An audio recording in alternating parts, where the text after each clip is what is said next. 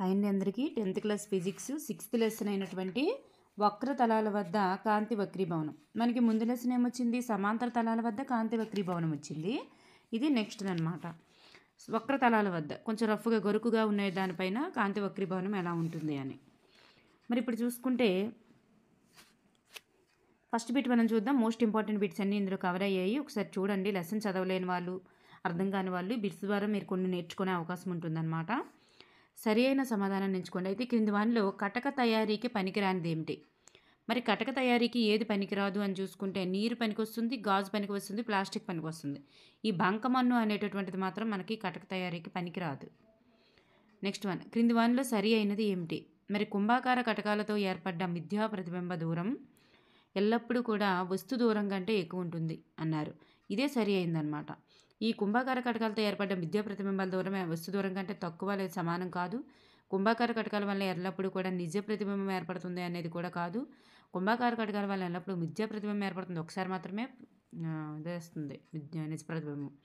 మరి కుంభాకార కటకం వల్ల ఎల్లప్పుడూ మిథ్యా ప్రతిబింబం ఏర్పడుతుంది అనేది రాంగు. ఎల్లప్పుడూ కూడా మిథ్యా ప్రతిబింబం ఏర్పడదు, ఎందుకంటే ఒకసారి అయినా సరే మనకి నిజ ప్రతిబింబం అనేటటువంటిది ఏర్పడుతుంది కాబట్టి. ఓకేనండి, ఇక్కడ option 1 is right answer. Next one, N వక్రీభవన గుణకం మరియు ఆర్ వక్రతా వ్యాసార్థము గల ఒక సమతల కుంభాకార కటకం యొక్క నాభ్యాంతరానికి సూత్రం ఏమిటి? చూడండి, వక్రీభవన గుణకము మరియు ఆర్ వక్రతా వ్యాసార్థం గల ఒక సమతల కుంభాకార కటకానికి నాభ్యాంతరానికి సూత్రం ఏంటంటే F equals to R by N minus 1. F equals to R by N minus 1 is right answer. ఏ సందర్భంలో కటక నాభ్యాంతర విలువకు ప్రతిబింబ దూరం విలువ సమానంగా ఉంటుంది? కటకం యొక్క నాభ్యాంతరం యొక్క విలువకు ప్రతిబింబ దూరం అనేది సమానంగా ఉంటుందంటే ఆ కిరణాలు ప్రధానాక్షానికి సమాంతరంగా ప్రయాణించినప్పుడు కటక నాభ్యాంతరం విలువ ప్రతిబింబ దూరం విలువకు సమానంగా ఉంటుందన్నమాట. నెక్స్ట్ వన్, ఈ క్రింది వానిలో కటక తయారీ సూత్రం ఏమిటి? కటక తయారీ సూత్రం ఏంటంటే 1/F equals to n-1 into 1/R1 minus 1/R2. n-1 into 1/R1 minus 1/R2 ఇదే సూత్రం. నెక్స్ట్ వన్, ఒక వ్యక్తి ఒడ్డుపై నిలబడ్డాడు. నీటిలోని చేపకు అతను పొడవు అనేది అసలు పొడవు కన్నా ఎలా కనిపిస్తుంది? ఒక వ్యక్తి ఒడ్డుపైన నిల్చున్నాడు. నీటిలో ఉండేటటువంటి చేపకి అతను ఎంత పొడవు ఉన్నట్లుగా కనిపిస్తాడంటే అసలు పొడవు కన్నా ఎక్కువగా ఉన్నట్లుగా కనిపిస్తాడనమాట. నాభ్యంతరము 15 సెంటీమీటర్లుగా గల కుంభాకార కటకంకు 10 సెంటీమీటర్ల దూరంలో గల వస్తువుని ఉంచితే అప్పుడు ప్రతిబింబం ఎక్కడ ఏర్పడుతుంది? 6 సెంటీమీటర్ల వద్ద ఏర్పడుతుంది. ఒక కుంభాకార కటకపు దృక్కు కేంద్రం గుండా కాంతి కిరణము ప్రయాణించితే దాని యొక్క లక్షణం ఎలా ఉంటుంది? ఒక కుంభాకార కటకం యొక్క దృక్కు కేంద్రం గుండా కాంతి కిరణం ప్రయాణించిన దాని లక్షణం ఎలా ఉంటుందంటే ఎక్కడా కూడా వంగదు. నెక్స్ట్ వన్, ఒక భూతద్దం గుండా సూర్యకిరణాలను పంపు విధంగా అమర్చిన దానిని సూర్యుని వైపు కదిలిస్తున్న వేరొక కాంతిపుంజం సన్నగా తీవ్రతరంగా మారుతుందన్నమాట. దీనికి గల కారణం ఏమిటి? చూడండి, ఇలా భూతద్దం పెట్టుకుంటాం. భూతద్దం ఏం చేస్తామంటే సూర్యకిరణాలు వాటి గుండా సన్నగా వెళ్ళేటట్లుగా మనం సెట్ చేస్తుంటాం అన్నమాట. మరి దీనికి గల కారణం ఏమిటి? సూర్యకాంతి వక్రీభవనం జరుగుతుంది కాబట్టి. ఈ కాంతి కిరణము కుంభాకార కటకం నాభి గుండా ప్రయాణించిన వక్రీభవనం తర్వాత దాని స్థానం ఎలా అవుతుంది? కుంభాకార కటకం యొక్క నాభి గుండా ప్రయాణించినట్లు చేస్తే వక్రీభవనం తర్వాత దాని స్థానం ఎలా అవుతుందంటే ప్రధాన అక్షానికి సమాంతరంగా ప్రయాణిస్తుంది. ఈ క్రింది పటంలో O అనేటటువంటి బిందువు వద్దనున్న వస్తువు ప్రతిబింబము I వద్ద ఏర్పడిందంట. ఇక్కడ వస్తువును పెడితే ఇక్కడ ప్రతిబింబం ఏర్పడింది. అయితే P వద్దనున్నటువంటి వస్తు ప్రతిబింబం ఏర్పడుతా స్థానం ఎంత? P వద్దనున్న వస్తు ప్రతిబింబం మరి O వద్ద పెడితే ఇక్కడ I వద్ద ఏర్పడింది. మరి P వద్ద వస్తువుని పెట్టామనుకోండి, దాని ప్రతిబింబం ఎక్కడ ఏర్పడుతుంది? ఎక్కడ ఏర్పడుతుందంటే ఈ A వద్ద ఏర్పడుతుంది. ఏ కటకం ముందున్నటువంటి పొడవైన భవనము ముందున్న పొడవైన భవనము యొక్క పూర్తి ప్రతిబింబమును చూడగలము. పూర్తి ప్రతిబింబం చూడగలగాలి అంటే ఏ కటకంకి ముందు ఉండాలి పొడవైన భవనం అనేది? కుంభాకార కటకానికి. ఎందుకంటే కుంభాకార కటకానికి పొడవైన భవనం ఎలా కనిపిస్తుంది?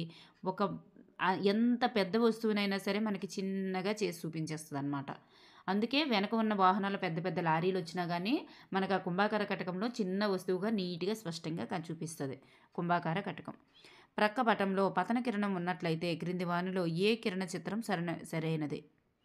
పతన కిరణము అనేటటువంటిది ఉన్నట్లయితే క్రింది వానిలో ఏ కిరణ చిత్రము సరి అయినది? చూడండి. ఇలా ఉందమ్మా. అసలు ఒరిజినల్‌గా మనకి పక్కన ఇచ్చారనమాట ఇట్లా. పతన కిరణం అనేటటువంటిది ఇలా పతనం చేస్తే మరి పరావర్తనం అనేది ఎలా జరుగుతుంది? మరి పైకెళ్తుందా? ఇలా స్ట్రెయిట్‌గా వస్తుందా? లేకపోతే మళ్ళీ ఇలా అదే తలంలోనికి వస్తుందా? ఏంటి? అంటే మనకి ఇలా ఇది అనేటటువంటిది రైట్ ఆన్సర్ అనమాట. Next one. సమాంతరంగా ఈ ప్రధాన అక్షానికి సమాంతరంగా పోతుంది. Next one. ఈ కుంభాకార కటకము నిజ మరియు తలక్రిందులుగా ఉన్నటువంటి ప్రతిబింబము. కుంభాకార కటకము నిజ మరియు తలక్రిందులుగా ఉన్నటువంటి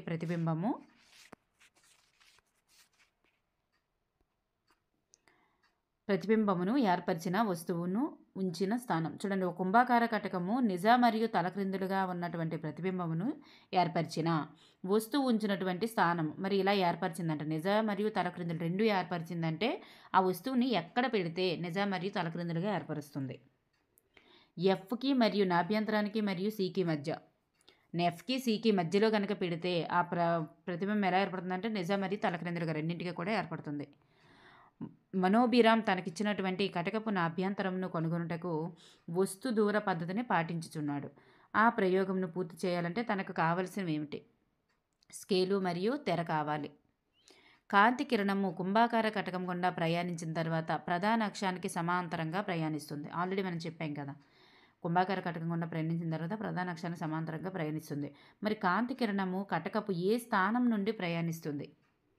కాంతి కిరణం అనేటటువంటిది కటకం యొక్క ఏ స్థానం నుండి ప్రయాణిస్తుందంటే నాభి నుండి ప్రయాణిస్తుంది. సన్నని కటకమునకు సంబంధించిన సూత్రం ఏమిటి? సన్నని కటకానికి సంబంధించిన సూత్రం 1/a b - 1/u = 1/f అనేది. దూరంలో ఉన్నటువంటి వస్తువు నుండి వచ్చే కిరణాలు కుంభాకార కటకం వల్ల వక్రీభవనం చెంది డాష్ గుండా ప్రయాణిస్తాయి. దేని గుండా ప్రయాణిస్తాయి అంటే నాభి గుండా ప్రయాణిస్తాయి. దూరంలో ఉన్నటువంటి వస్తువు నుండి వచ్చే కిరణాలు కుంభాకార కటకం వల్ల వక్రీభవనం చెందాయి అనుకోండి, అవి నాభి గుండానే ప్రయాణిస్తాయి. కటకం యొక్క డాష్ గుండా ప్రయాణించేటటువంటి కిరణం విచలనం పొందదు. కటకం యొక్క కేంద్రం గుండా ప్రయాణించింది అనుకోండి, కటకం ఇలా ఉంది, ఈ కటకంలోని కేంద్రం గుండా ప్రయాణిస్తే అది విచలనం పొందదు. కటక సూత్రం ఏమిటి? కటక సూత్రం 1/f = 1/v - 1/u. Next one. ఒక సమతల కుంభాకార కటక నాభ్యంతరము 2r అయితే వక్రతా వ్యాసార్థము 6. అయితే కటక తయారీకి వాడినటువంటి పదార్థ వక్రీభవన గుణకం ఎంత? 1.25 అన్నమాట. నిజ మరియు మిథ్యా ప్రతిబింబాలను ఏర్పరిచేటటువంటి కటకం ఏమిటి? కుంభాకార కటకం.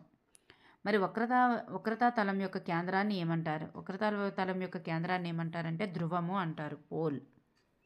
ధ్రువము అని అంటారు. వక్రతా కేంద్రాన్ని లేదా పోల్ను కలిపేటటువంటి రేఖ ఏమిటి? వక్రతా కేంద్రాన్ని మరియు పోల్ని కలిపేటటువంటి రేఖ, దాన్నే మనం ప్రధాన అక్షము అంటారు. అంచుల వద్ద పల్చగాను మధ్యలో మందంగాను ఉండేటటువంటి కటకం ఏంటి? ఇక్కడ ఏంటి అడిగారో చూడండి, కటకం అడిగారా దర్పణం అడిగారా ఏంటి అనేది. అంచుల వద్ద పల్చగా ఉంటుందంట, మధ్యలో ఉబ్బెత్తుగా ఉంటుందంట. వాటిని ఏమంటారంటే ద్వికుంభాకార కటకం. రెండు వైపులా అలా ఉంటాయి అంటే రెండు పుటాకార దర్పణాలను కనుక మనం ఇలాగ అంటించామనుకోండి, అప్పుడు అలా జరుగుతుందన్నమాట.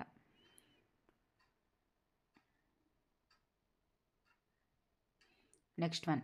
కటకం యొక్క మధ్య బిందువుని ఏమంటారు? ఒక కటకం ఉంది, దాని యొక్క మధ్య బిందువుని ఏమంటారంటే కటకం యొక్క దృక్కు కేంద్రం అని అంటాము. ప్రతి కటకంలో ఉండేటటువంటి నాభులు, ప్రతి కటకంలో ఎన్ని ఉంటాయి అంటే 2 నాభులు ఉంటాయి, F1 F2 అనేటటువంటివి. నాభి మరియు దృక్కేంద్రము, నాభికి దృక్కేంద్రానికి మధ్య గల దూరాన్ని ఏమంటారంటే నాభ్యాంతరము అంటాము. కాంతి కిరణాలు ఏ నియమాన్ని పాటిస్తాయి? కనిష్ట కాల నియమాన్ని పాటిస్తాయని చెప్పింది ఎవరంటే ఫెర్మాట్ అనే వ్యక్తి చెప్పారన్నమాట. వస్తువును కటక నాభికి దృక్కు కేంద్రానికి మధ్య ఉంచినప్పుడు నిటారుగా ఉన్నటువంటి ఏ ప్రతిబింబం ఏర్పడుతుంది? కటకం యొక్క నాభికి కటకం యొక్క దృక్కేంద్రానికి మధ్య ఉంచామనుకోండి, అప్పుడు ఎలాంటి ప్రతిబింబం ఏర్పడుతుందంటే మిథ్యా ప్రతిబింబం ఏర్పడుతుంది. పుటాకార కటక దృక్కేంద్రము మరియు నాభి మధ్య వస్తువును ఉంచినప్పుడు ఏర్పడే ప్రతిబింబ పరిమాణం అనేది వస్తువు పరిమాణం కంటే ఎలా ఉంటుంది? తక్కువగానే ఉంటుంది. కటకమునకు వస్తువునకు మధ్య గల దూరము ఎన్ని సెంటీమీటర్లు లేదా అంతకంటే ఎక్కువ ఉన్నప్పుడే వస్తు పరిమాణం మనకి స్పష్టంగా కనిపిస్తుంది. కటకానికి వస్తువుకి మధ్య దూరం 20 సెంటీమీటర్లు లేదా అంతకంటే ఎక్కువ ఉన్నప్పుడే మనకు వస్తువు స్పష్టంగా కనిపిస్తుంది అన్నమాట. నెక్స్ట్ వన్, కటకం యొక్క నాభ్యంతరం దేనిపై ఆధారపడుతుంది? కటకం యొక్క నాభ్యంతరం అనేది పరిసర యానకం పైన ఆధారపడుతుంది. నీటిలో ఉన్నటువంటి గాలి బుడగ డ్యాష్ కటకం వల్లే పనిచేస్తుంది, వికేంద్రీకరణ కటకం వల్లే పనిచేస్తుంది అనమాట. నీటి బుడగ అనేది వికేంద్రీకరణ కటకం వల్లే పనిచేస్తుంది. నెక్స్ట్ వన్, కుంభాకార కటకమునకు దాని యొక్క వక్రీభవన గుణకం కంటే తక్కువ వక్రీభవన గుణకం గల యానకంలో ఉంచినప్పుడు అది ఎలా పనిచేస్తుంది? వికేంద్రీకరణగా పనిచేస్తుంది అనమాట. కుంభాకార కటకంను దాని యొక్క వక్రీభవన గుణకం కంటే తక్కువ వక్రీభవన గుణకం గల యానకంలో ఉంచినప్పుడు అది ఎలా పనిచేస్తుంది? వికేంద్రీకరణగా పనిచేస్తుంది. ఒక యానకం యొక్క 2 ఉపరితలాలలో కనీసం ఒకటి వక్రతలమై అది మరొక యానకంను వేరు చేస్తుంటే దాన్ని ఏమంటాము? కనీసం ఒకటి వక్రతలమైనా చాలన్నమాట. అది మరొక యానకంను వేరు చేస్తుంటే దాన్నే మనం కటకం అంటారు. పతన కిరణం ప్రయాణించేటటువంటి దిశలో దూరాలను కొలిస్తే ఆ దూరాలు ఎలా తీసుకోవాలి? పతన కిరణం ప్రయాణించే దిశలోనే దూరాలను కనుక కొలిచితే ఆ దూరాలను ఎలా తీసుకోవాలంటే ధనాత్మకంగానే తీసుకోవాలి. పతన కిరణం ప్రయాణించే దిశకి వ్యతిరేక దిశలో కనుక కొలిస్తే రుణాత్మకంగా తీసుకోవాలి. నిజ ప్రతిబింబం కటకానికి ఏ వైపుగా ఏర్పడుతుంది? మరొక వైపుగా ఏర్పడుతుంది. నిజ ప్రతిబింబం ఎప్పుడు కూడా కటకానికి రెండో వైపుగా ఏర్పడుతుంది. మిథ్యా ప్రతిబింబం కటకానికి వెనుక వైపు ఏర్పడుతుంది. అందుకే మనం సమతల దర్పణాల్లో ప్రతిబింబం వెనుక వైపు ఏర్పడుతుందని అంటారు. నాభ్యంతరం యొక్క నాభ్యంతరం రుణాత్మకమైందనుకోండి, ఆ కటకం ఏమిటి? నాభ్యంతరం రుణాత్మకమైతే ఆ కటకం పుటాకార కటకం.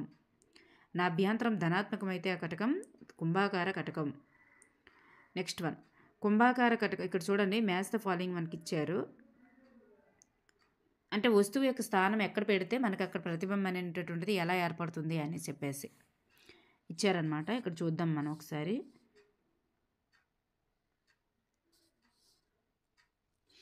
చూస్తే మనకి C2కి అవతల మనం పెట్టామనుకోండి, అంటే C2కి అవతల ఈ బిందువు వద్ద మనం పెట్టామనుకోండి, అప్పుడు ఎలా ఏర్పడుతుందంటే C1కి మరియు F1కి మధ్యలో ఏర్పడుతుంది. C1కి F1కి మధ్యలో ఏర్పడుతుంది. C2 వద్ద కనుక మనం పెట్టామనుకోండి, C2 వద్ద కనుక మనం పెడితే ఆ ప్రతిబింబం అనేటటువంటిది C1 వద్ద ఏర్పడుతుంది. C2 వద్ద పెడితే C1 వద్ద ఏర్పడుతుంది. C2కి F2కి మధ్యలో పెట్టామనుకోండి, C2కి F2కి మధ్యలో కనుక మనం పెడితే ఏమవుతుందంటే ఈ బిందువు కాదండి, ఇది ఈ ఆప్షను. నెక్స్ట్ C2కి F2కి మధ్యలో కనుక పెట్టామనుకోండి, అక్కడ ఏమవుతుందంటే C1కి అవతల ఏర్పడుతుంది అనమాట. C1కి అవతల ఏర్పడుతుంది. చూసుకోండి, C2కి అవతల అయితే C1కి F1కి మధ్యలో ఏర్పడుతుంది. C2కి F2కి మధ్యలో కనుక పెడితే C1కి అవతల ఏర్పడుతుంది. ఆపోజిట్లో ఉంది చూసారా? C2 వద్ద కనుక పెడితే C1 వద్ద ఏర్పడుతుంది. F2 వద్ద కనుక పెడితే అనంత దూరంలో ఏర్పడుతుంది అనమాట. F2 వద్ద పెడితే అనంత దూరంలో ఏర్పడుతుంది. F2 మరియు దృక్కేంద్రము, F2కి దృక్కేంద్రంకి మధ్య పెడితే వస్తువు ఉన్న వైపునే ఏర్పడుతుంది. ఈ పట్టిక అనేది మోస్ట్ ఇంపార్టెంట్ మీకు. నెక్స్ట్ వన్, కటక సూత్రము అనేటటువంటిది ఒకసారి చూద్దాం. ఇక్కడ కటక సూత్రము ఏంటి అంటే మనకి 1/F = 1/B - 1/BU. అలాగే కటక తయారీదారు సూత్రం అయితే 1/F = n - 1 × 1/R1 - 1/R2. భూతద్దం అనేటటువంటిది ఏంటి? ద్వికుంభాకార కటకం. కారు హెడ్లైట్లో వాడేటటువంటిది హెడ్లైట్లో వాడేది మాత్రం పుటాకార కటకమే. అందుకే ఇలా మనకి డూమ్లా వస్తుంది అనమాట. ఇలా వస్తుంది మనకి లైట్ వెలుతురు అనేటటువంటిది ఇలా స్ప్రెడ్ చేయిస్తుంది అనమాట. నెక్స్ట్ వన్ చూస్తే కుంభాకార కటకం యొక్క సామర్థ్యం ఎలా ఉంటుందంటే ఎప్పుడు కూడా కుంభాకార కటక సామర్థ్యము రుణాత్మకంగా ఉంటుంది, పుటాకార కటక సామర్థ్యం ధనాత్మకంగా ఉంటుంది. సమతల దర్పణం యొక్క సామర్థ్యం ఎలా ఉంటుందంటే శూన్యము, కుంభాకార దర్పణ సామర్థ్యము అనంతము. కటకం చూడండి, కటకం అడిగారా దర్పణం అడిగారా చూడండి. కుంభాకార కటక సామర్థ్యం అయితే రుణాత్మకం, పుటాకార కటక సామర్థ్యం ధనాత్మకం, కుంభాకార దర్పణ సామర్థ్యం అయితే అనంతం, సమతల దర్పణ సామర్థ్యం శూన్యం. నెక్స్ట్ వన్ చూడండి, ఇది మనకి ఇచ్చారు. మనకి ఇలా ఇచ్చారు కదా, వి వి మరియు యూల పైన కనుక ఉంటే ఇలా వస్తుందన్నమాట. నెక్స్ట్ 1/u 1/v మైనస్ 1/uల పైన కనుక ఏర్పరిస్తే మనకి ఇలా సరళ రేఖలా వస్తుంది. వి పరంగా ఎం విలువ అనేటప్పుడు మనకి ఇలా సెకండ్లా వస్తుంది. నెక్స్ట్ v/f పరంగా m+1 విలువ ఎలా వస్తుందంటే ఇలా వస్తుందన్నమాట. ఇలా ఇచ్చారు. Thank you everyone.